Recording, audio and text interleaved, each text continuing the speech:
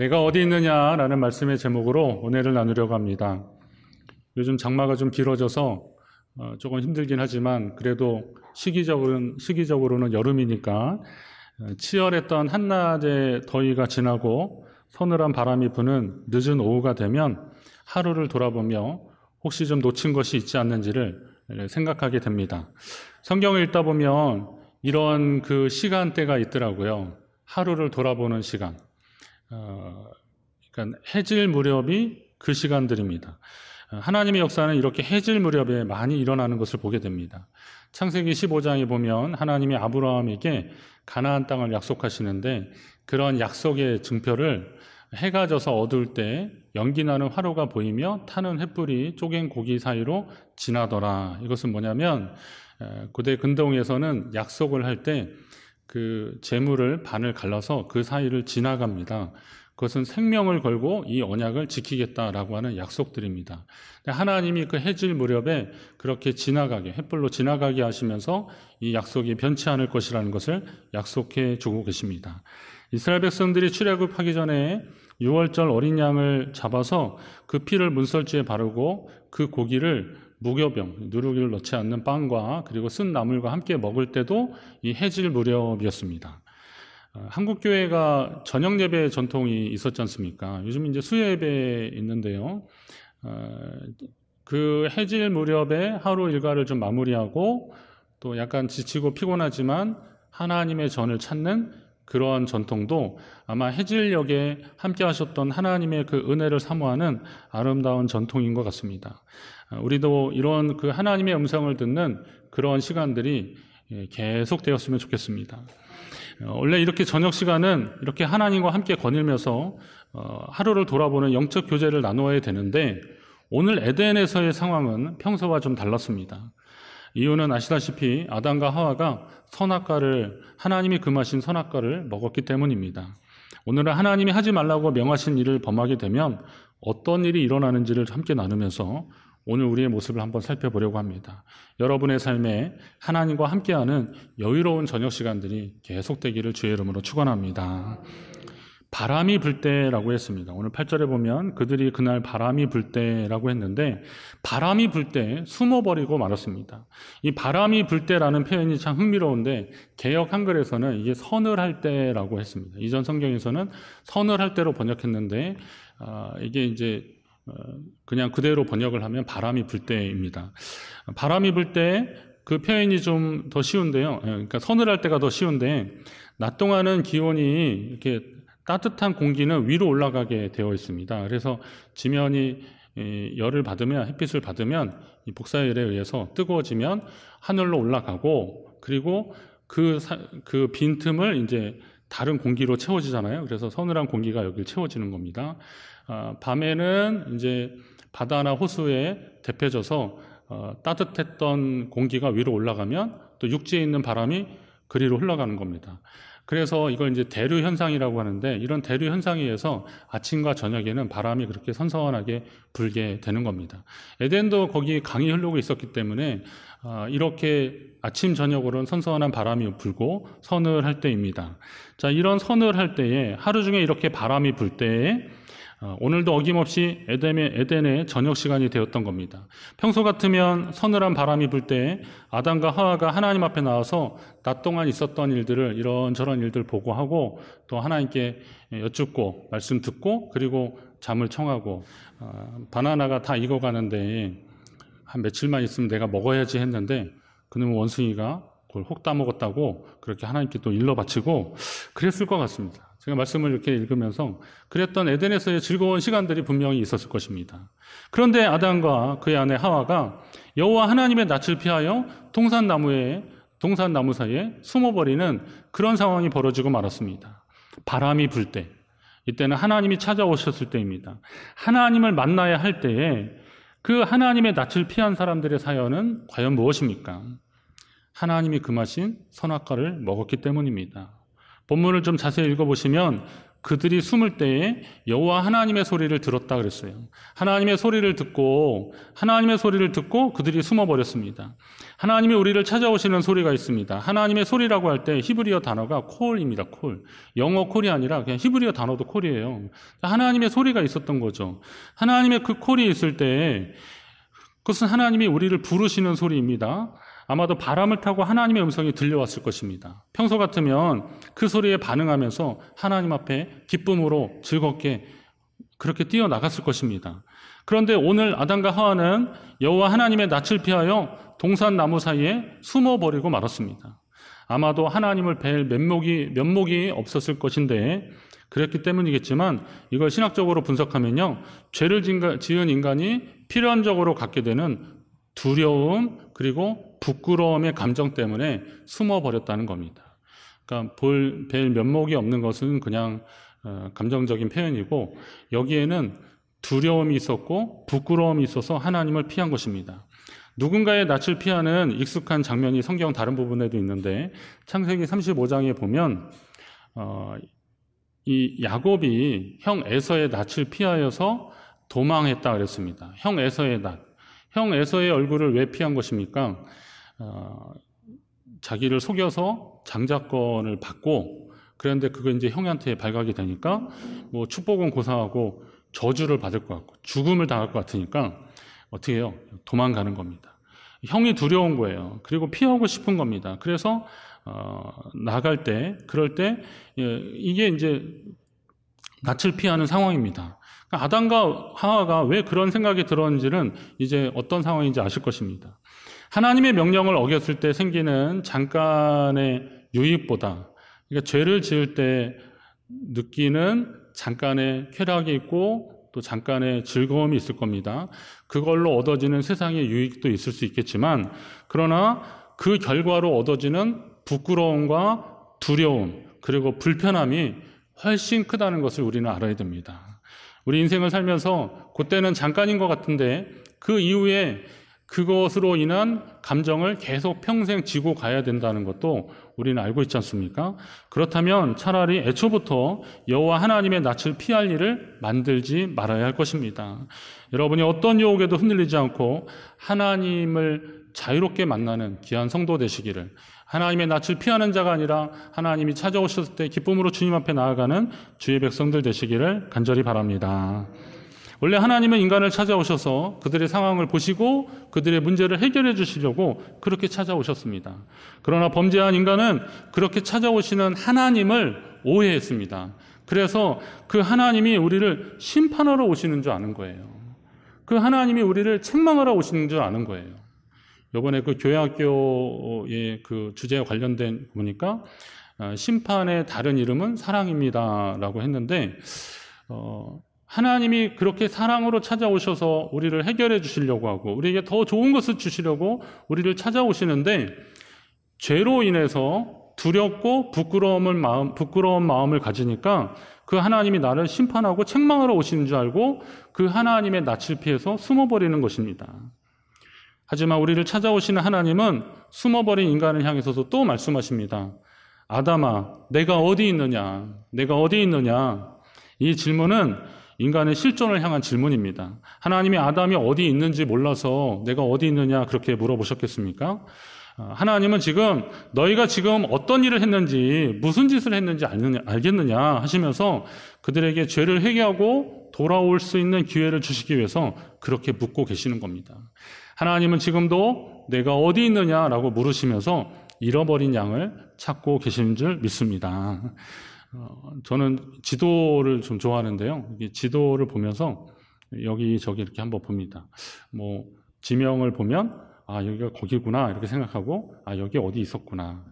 누가 이렇게 말씀 나누다가 어느 나라 얘기하면 그 나라가 대충 어딘지도 보고 도시가 어딘지도 보고 그럽니다. 요즘 인터넷이 좋아서 거기 이렇게 찍고 여기 찍으면 거리상으로 직선거리가 얼마나 되는지도 알 수 있고 또 거기에 어떻게 가는지 이런 것도 알려주는 그런 방법들도 있습니다. 재미있습니다. 그런데 제가 봤을 때 아무리 지도 위에 그려져 있는 공간들이 흥미롭고 가보고 싶어도 지금 내 자신이 어디 있는지는 바로 알아야 되는 겁니다. 내가 어디 있는지를 알아야 지도를 더 잘 볼 수 있는 겁니다. 그건 기본입니다. 아무리 지도가 화려하고 자세해도 내가 어디 있는지를 잘 모르면 그곳은 그냥 갈 수도 없는 것입니다. 자, 하나님 백성은 하나님이 찾아오실 때 내가 어디 있는지를 바로 알아야 되는 거죠. 하나님이 찾아오시는 곳에 있어야 되는 거예요. 언제든 주님을 만날 수 있는 곳에 우리가 위치해야 되는 겁니다. 그러나 죄를 지으면 자꾸 하나님과 상관없는 곳으로 가려고 하는 겁니다. 그건 이제 우리의 착각이긴 한데, 그래서 하나님이 안 보인다고 한 곳으로 가는 거예요. 하나님이 안 보이실 것만 같은 곳으로 가는 거예요. 나만의 공간으로, 나의 죄의 공간으로 가는데 하나님이 세상에 안 계신 곳이 어디 있겠습니까? 그런데도 착각해서 하나님이 안 계신 곳으로 자꾸 가는 거예요. 왜요? 하나님을 멀리 하려고 말입니다. 내 눈에만 안 보이면 되는 줄 알지만, 그래서 자꾸 하나님의 낯을 피해버리지만 이거 다 부질없는 짓입니다. 차라리 하나님이 내가 어디 있느냐라고 할 때 주님 제가 여기 있습니다 라고 하나님 앞에 나가는 게 회복의 시작이고, 그리고 죄사함의 시작이 될 것입니다. 그러나 아담의 대답은 달랐습니다. 뭐라 그랬습니까? 내가 벗었으므로 두려워하여 숨었나이다, 이렇게 말합니다. 하나님께 주님 제가 벗었으므로 두려워하여 숨었나이다. 이건 정확한 답이 아니라 본질을 회피하는 답입니다. 그가 옷을 입지 않은 것 때문에 숨은 것은 아니잖아요. 아담과 하와가 옷을 입지 않은, 벗은 것 때문에 창피해서 숨은 건 아닙니다. 그들이 옷을 입지 않았다는 것을 깨달은 시점은 선악과를 먹은 후부터였습니다. 그러니까 이전에는 아무리 벗었어도 그들이 그것을 부끄럽게 생각하지 않고 문제가 되지 않았습니다. 그러나 선악과를 먹은 순간에 그들은 그것이 부끄럽다는 것을 알게 된 겁니다. 심리학이나 상담에서 이 수치심과 죄책감, 이런 것들은 사람을 이해하는 아주 중요한 개념입니다. 보통 수치심은 존재와 관련되어 있고요. 그리고 죄책감은 행동과 관련되어 있습니다. 이런 개념입니다. 그러니까 수치심은 존재, 그리고 죄책감은 어떤 행동과 연관된 개념입니다. 자, 출발은 행동의 결과에 따른 불안과 자책, 이것이 죄책감이 되는 겁니다. 이렇게 죄책이 시작되는데 이 감정이 발전되면 자기 전체에 대한 부끄러움으로 발전되는 겁니다. 그래서 수치감을 느끼는 거죠. 그러니까 이런 겁니다. 어떤 죄를 지었는데 그걸로 인해서, 그 행동으로 인해서 자책이 오는 거죠. 아, 이거 잘못했네라는 생각도 들고, 그걸 왜 그랬을까 후회도 되고 막 그러는 겁니다. 그러면서 그걸로 인한 죄책감을 느끼는 거죠. 그러다가 이게 계속되면 아유, 내가 그때 왜 미련하게 그렇게 했나, 내가 참 어리석었다라고 하면서 자기에게 그런 질문들을 계속하고 하면서 결국은 자기 존재 자체에 대한 부끄러움이 되는 겁니다. 이걸 이제 조금 전문적인 용어로 말하면 죄책감은 자기 일부가 문제시되는 경험인데, 수치심은 전체 자기가 문제되는 개념입니다. 그러니까 죄책감이 발전되면 수치감이 되는 거예요. 부끄러워지는 겁니다. 근데 이것도 과정이 있더라고요. 수치심은 자기의 결함에 초점이 맞춰지는 건데, 성경의 사건으로 보면 아담과 하와가 선악과를 먹은 행위로 인해서 덜컥 겁이 났지 않습니까? 그리고 죄를 지은 그 사람들끼리 서로를 보기 시작하는 거예요. 그러면서 아담한테 너 그거 왜 먹었냐고, 하와한테 당신은 그거 왜 먹었냐고 막 그러는 거죠. 그러면서 그때 나 좀 말려주지 않았냐, 말려주지 그랬냐, 그러면서 서로를 타박하기 시작해요. 그러면서 어떤 마음이 생기는 거예요? 아유, 그것도, 그런 유혹도 못 이기고 뭐 한 거냐라고 하기 시작하는데, 결국은 그 사람을 타박하고 손가락질 했는데 그 사람이 결국 누구예요? 그게 나거든요. 예. 그러니까 이게 부메랑이 돼서 나한테 다시 돌아오는 거예요. 그게 이제 투영이 되는 거죠. 그 사람을 통해서 나를 보기 시작하는 거예요. 그러면서 내가 그때 어리석었구나, 그러면서 창피해지는 겁니다. 그러면서 이 수치감들이 계속 생기는 거죠. 자, 이럴 때 하나님이 이럴 때 찾아오시더라고요. 부끄러울 때, 창피해서 어디 숨고 싶을 때, 자기 자존감이 무너지고, 그리고 어쩔 줄 몰라 할 때 하나님이 찾아오시더라고요. 자, 이런 복잡한 감정이 되어서 그들이 숨어 있을 때 하나님이 오셔서 내가 어디 있느냐 찾으시는 소리에 내가 벗었으므로 두려워서 숨었나이다 라고 대답해 버린 거예요. 하지만 죄책감과 수치심은 그렇게 말할 성격이 아니더라고요. 이건 차라리 죄책감과 수치심이 느껴지는 것은 희망적인 감정인 겁니다. 어떤 잘못을 했는데 그런 감정이 느껴지잖아요. 그럼 그건 희망이에요, 차라리. 그것조차도 안 느껴지고 못 느껴지면 이건 진짜 심각한 건데, 차라리 그런 상황에서 숨어서 창피해 하더라도 그게 차라리 더 나은 감정이더라고요. 상대의 모습을 보면서 자기를 깨달으면 하나님께 돌이킬 수 있는 가능성이 남아있기 때문에 그러네요. 그런데 아담은 오늘 본문에서만큼은 안타깝게도 그 기회를 살리지 못했습니다. 하나님이 주셔서 나와 함께 있게 하신 여자, 그가 그 나무 열매를 내게 주었으므로 내가 먹었나이다, 이렇게 얘기합니다. 자, 죄책감과 수치심으로 부끄러워서 숨었을 때 내가 어디 있느냐라고 했을 때 하나님 제가 여기 있습니다 라고 이렇게 나와서 하나님께 용서를 구하고 그러면 됐는데, 지금 아담은 전혀 다른 이야기로 문제의 본질을 회피하려고 그런 겁니다. 뭐라 그래요? 그 여자가 그 나무 열매를 나한테 줘서 내가 먹었다는 거예요. 저는 그 얘기 읽으면서 야, 이거 아담 참 치사하다, 이거 여자 핑계 대고 있네, 이렇게 생각했는데 앞에 더 충격적인 단어가 있어요. 하나님께서 주셔서. 그러니까 아담은 여자 문제가 아니라 하나님에게도 일정 부분 책임이 있습니다, 이렇게 말하는 거예요.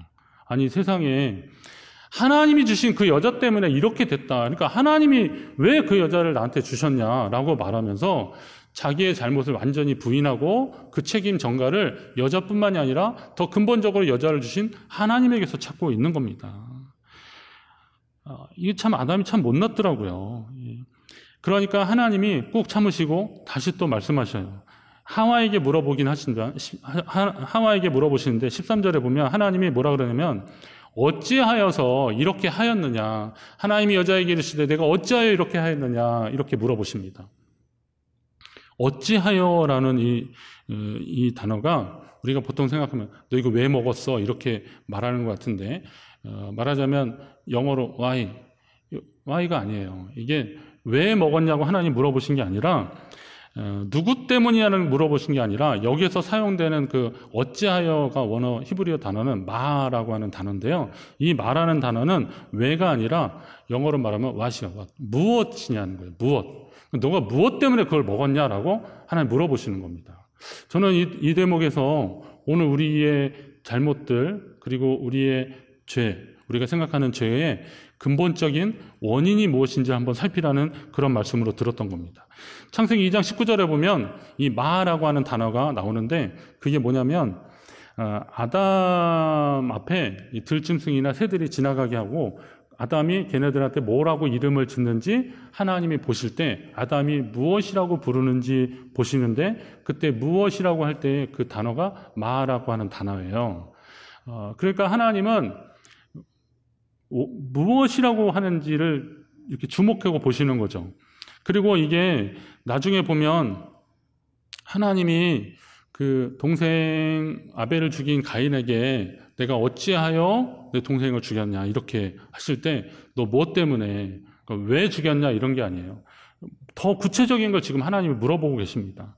나중에 이 말하는 단어는 아브라함이 그 애굽으로 가서 자기 아내를 누이라고 했는데, 바로왕이 그 누이라고 했던, 아브라함이 누이니까 그래서 좀 확심을 품었잖아요. 그런데 알고 보니까 하나님이 그 아브라함의 아내라고 하니까 이제 불러가지고 야, 너 어떻게 하려고, 너 어찌하여 네 아내를 누이라고 했느냐라고 할 때 사용된 단어도 이 마, 이거예요.